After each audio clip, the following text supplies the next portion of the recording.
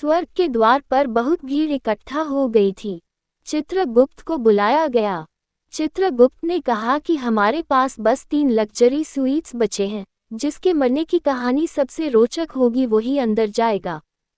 पहला आदमी आया, वो मोटा सा अधेड़ उम्र का था और सूट बूट पहने हुए था। चित्रगुप्त ने पूछा, तुम कैसे मरे? पहला आदमी, मैं एक बिजनेसमैन हूँ। मैंने पिछले साल एक खूबसूरत और जवान लड़की से शादी की। मैं दिन रात मेहनत करके पैसे कमाता हूँ। मुझे शक था कि मेरी पत्नी का अपने बॉयफ्रेंड के साथ चक्कर है। मेरा अपार्टमेंट 10 मंजिले का है और मैं 5वीं मंजिल पर रहता हूँ। आज सुबह मैंने एक आदमी को मेरे घर में आते देख लिया। मैंने एक्स्ट्रा चाबी से घर में घुसा और बेडरूम में गया। अपनी पत्नी की स्थिति देखकर मेरा शक यकीन में बदल गया। बस मैं उस आदमी को मारने के लिए ढूंढने लगा। मैंने पूरा घर छान मारा पर वो नहीं मिला। तभी मैंने देखा कि वो अंडरवियर में मेरे बालकनी की रेलिंग से लटका हुआ है। मैं दौड़ के उसका हाथ छुड़ाने लगा ताकि वो नीचे गिर के मर जाए, लेकिन वो कमीना बड़ा सख्त जान निकला। वो हाथ छोड़ने का नाम ही नहीं ले रहा था। मैं दौड़ के एक हथौड़ी ले आया और उसके हाथ पर मारने लगा। इस बार उसका हाथ छूट गया और वो 5 मंजिल नीचे जा गिरा। लेकिन मैंने देखा कि वो लॉन पर गिरने की वजह से मरा नहीं है। मैं दौड़ के घर का फ्रिज उठा लाया और उसके ऊपर फेंक दिया। फ्रिज उसके ऊपर गिरा और चकनाचूर हो गया। लेकिन वो अभी भी जिंदा था। मुझे कुछ समझ नहीं आया और मैं भी ऊपर से कूद गया उसके ऊपर।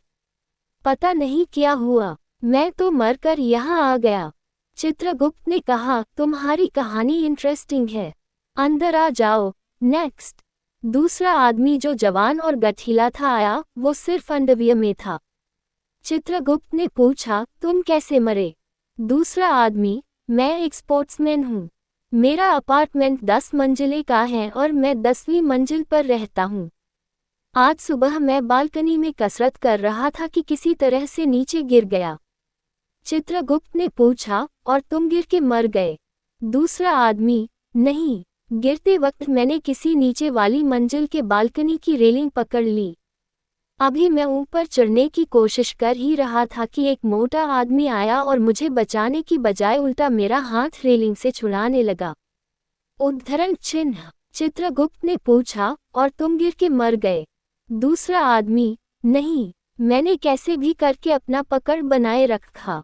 तभी वो कहीं से हथौड़ी लेके आया और मेरे हाथ पर ताबड़तोड़ हमला करने लगा। चित्रगुप्त ने पूछा, और तुम गिर के मर गए? दूसरा आदमी, नहीं, मैं नीचे लॉन पर गिरा।